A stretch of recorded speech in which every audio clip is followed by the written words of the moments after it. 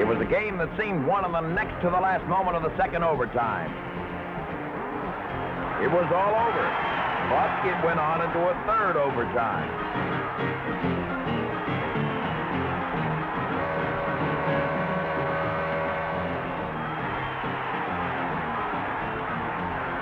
It was a game that started on Friday and ended on Saturday. It was a game that the fans in Boston Garden, a nationwide audience, will never forget. It was a game they're calling the greatest in NBA history. It was a game that became an integral part of the Celtics' 13th NBA championship. But it was a game that was just one part of the Boston Celtics playoff story. A story worth telling again. On April 11th, 1976, the NBA teams played the last game of the regular season. On April 13th, the qualifying teams started the long climb that would eventually lead to the NBA championship for one team. The playoffs were underway. The second season had begun. The Boston Celtics started the second season in the Garden against a formidable foe, the Buffalo Braves. The Celtics had won 4 but lost 3 to the Braves in the regular season play.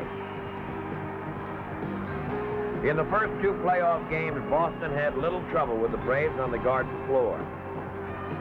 But in Game 2, the Boston lineup seemed different. It looked as though there was something missing. And indeed there was. John Havlicek had injured a foot and was not in the lineup. The Celtics had taken the first game by 9. Without Hondo, they took the second by 5, and then the series moved to Buffalo.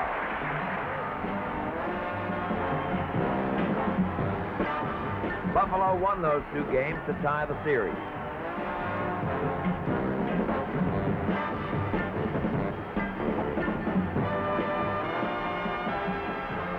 Even without Havlicek, the Celtics came within 2 points of winning on the Buffalo home court. Boston took an 11-point victory in Game 5 and came back to the Buffalo Auditorium for a crucial Game 6 of the series. John Havlicek, who had played 35 minutes in Game 5, scoring just but 8 points, was in the starting lineup for the Celtics. The Boston starting 5 were playing their usual game, although John Havlicek, obviously unable to jump on his injured foot, was not getting his share of rebounds. Silas and Cowens easily made up for that.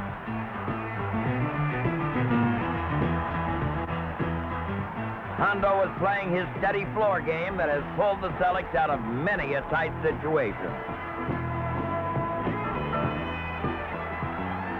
All through 3 quarters of play, McAdoo and Randy Smith were answering Boston charges with baskets of their own.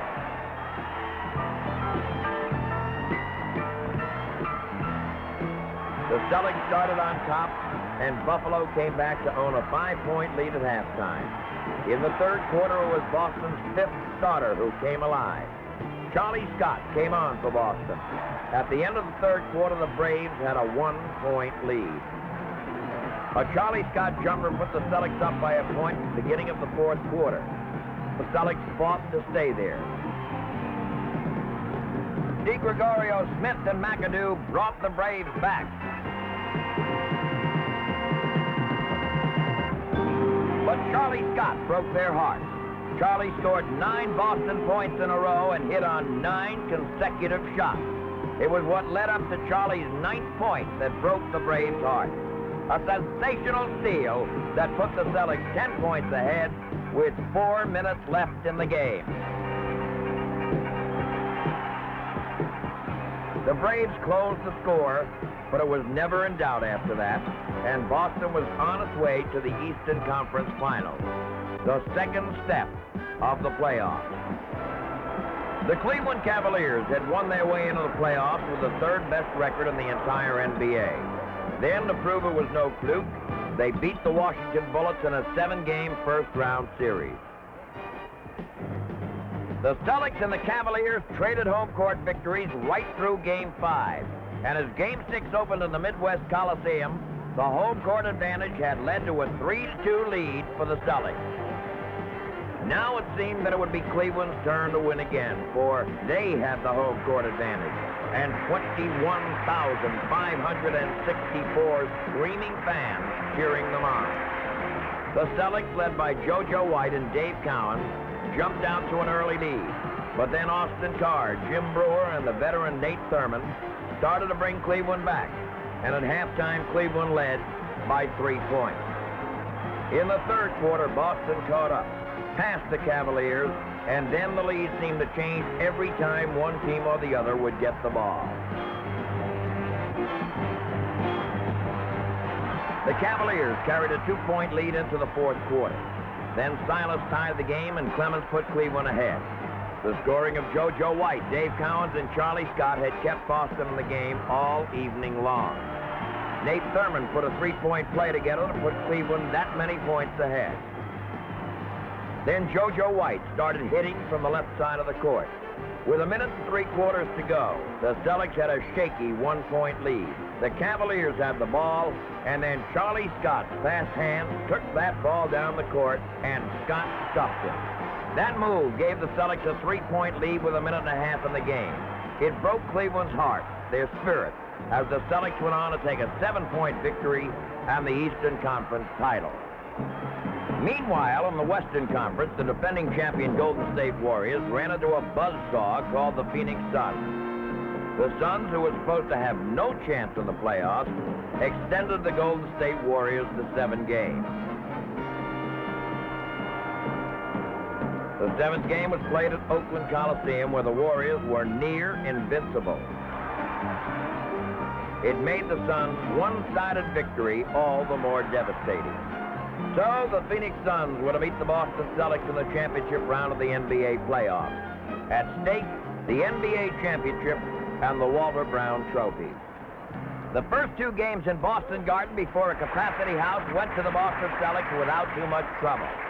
The second game was a classic Boston victory. 5 men scored in double figures.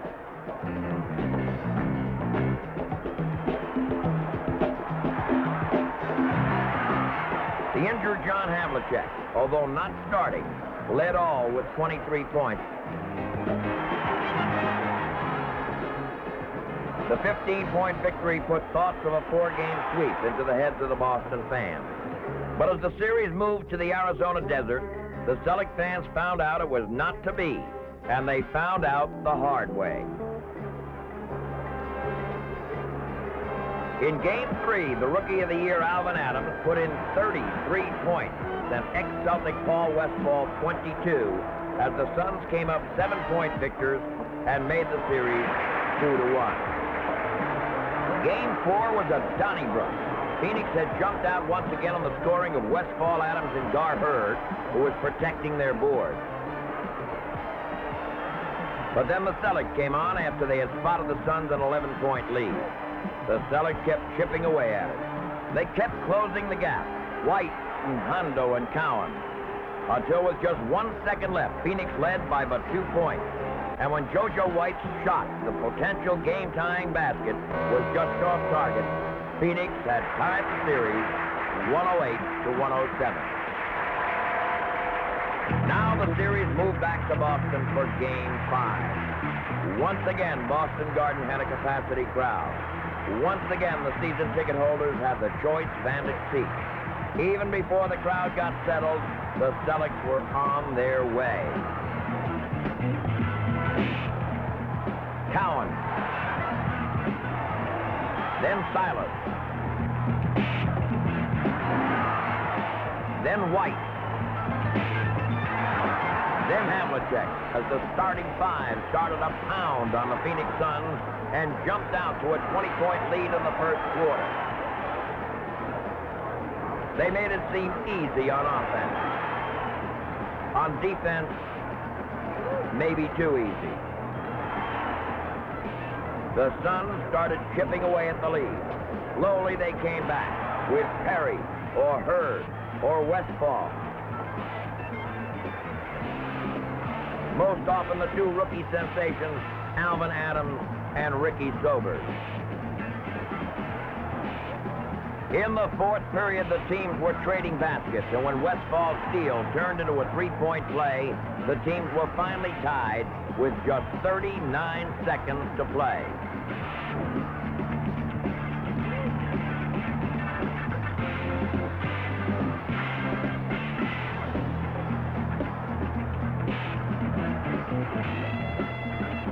Curtis Perry put Phoenix ahead by making one of two free throw attempts.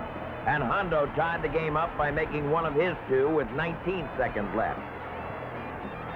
And as time ran out, the score stood 95 for Boston, for Phoenix, 95.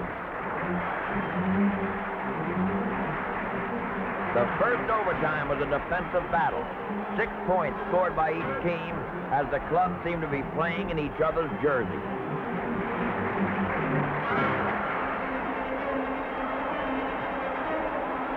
As the first overtime came to a close, the score stood locked again, this time at 101.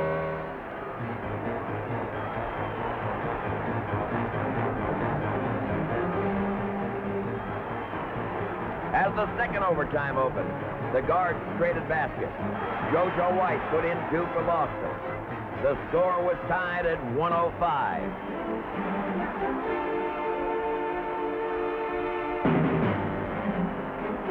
Then, with 1 minute left in the period, Boston ahead 107 to 106. An offensive foul call put Dave Cowens out of game number 5. A White drive put the Celtics 3 points ahead.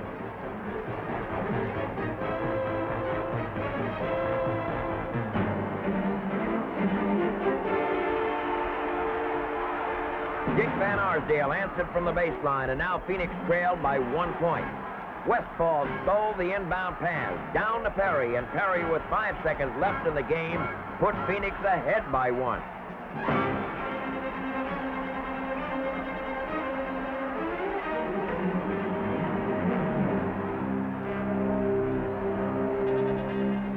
Then a sensational running shot by John Havlicek won the game, or so everyone in the Boston Garden thought.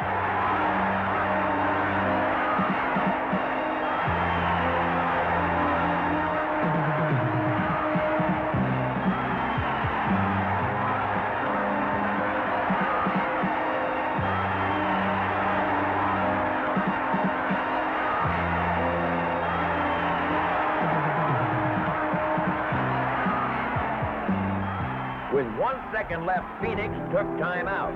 The Celtics were ahead by 1 point. But Phoenix didn't have a timeout left, so a technical foul was called, and JoJo White made the penalty free throw with just 1 second left, putting Boston ahead 112 to 110. But the master strategy of John McLeod paid off. Phoenix got the ball at the half court, and an inbound pass to Hurd, a high arcing jumper, and the game was tied at the buzzer at 112.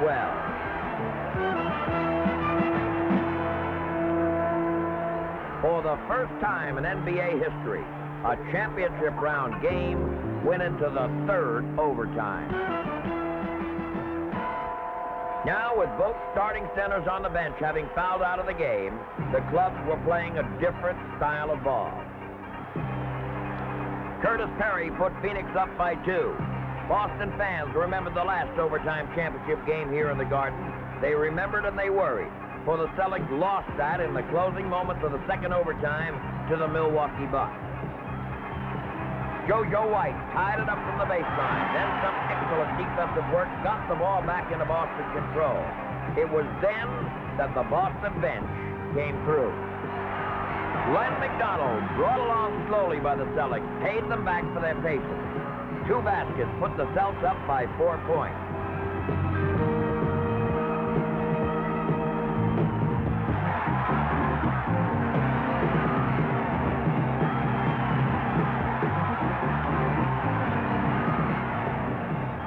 Westfall brought it back down to 2. But JoJo White's unerring eye from 21 feet pulled them 4 ahead.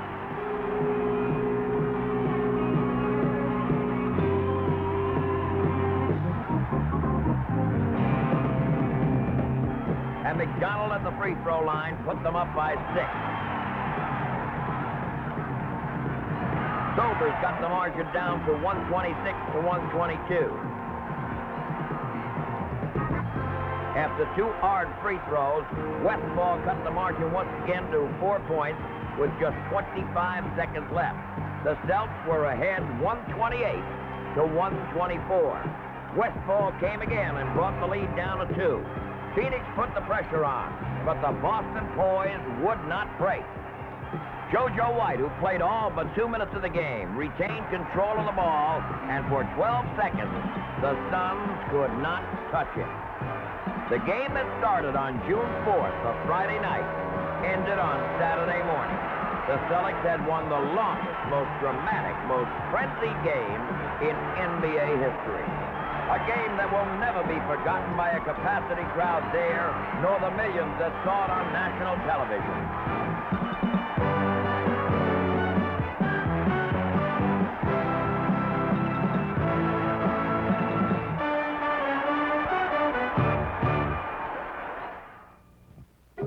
2 days later, the same 2 teams met for Game 6 of the championship playoff. Once again, there was a capacity crowd. Only this time, they were in the arena called the Madhouse on McDowell Street. The Phoenix fans were out in full force, and they were out for blood. Boston. The Suns had sworn revenge. They said they would take this game and return once more to Boston's Garden and turn it around there.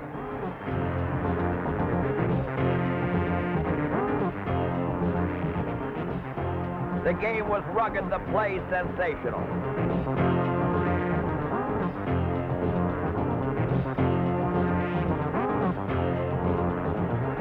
After 3 quarters, only 1 point separated the 2 teams. The lead had changed hands 4 times. The game had been tied 10 times. Going into the 4th period, it was very much anyone's ball game.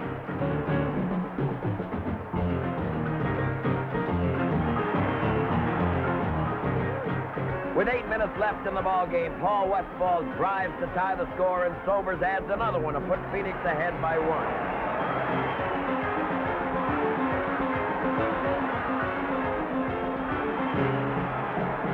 It will be 7 minutes before the Phoenix Suns score another basket.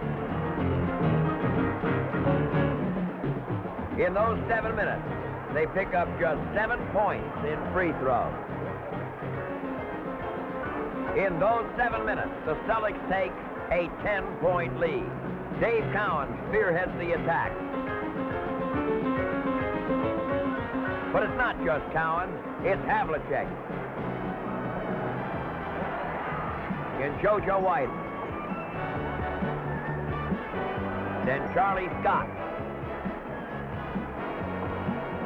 And the play under both baskets of Paul Silas.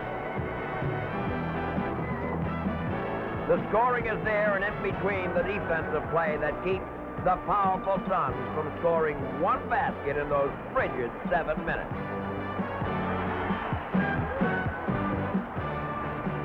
Frigid for Phoenix. Sizzling for the Celtics.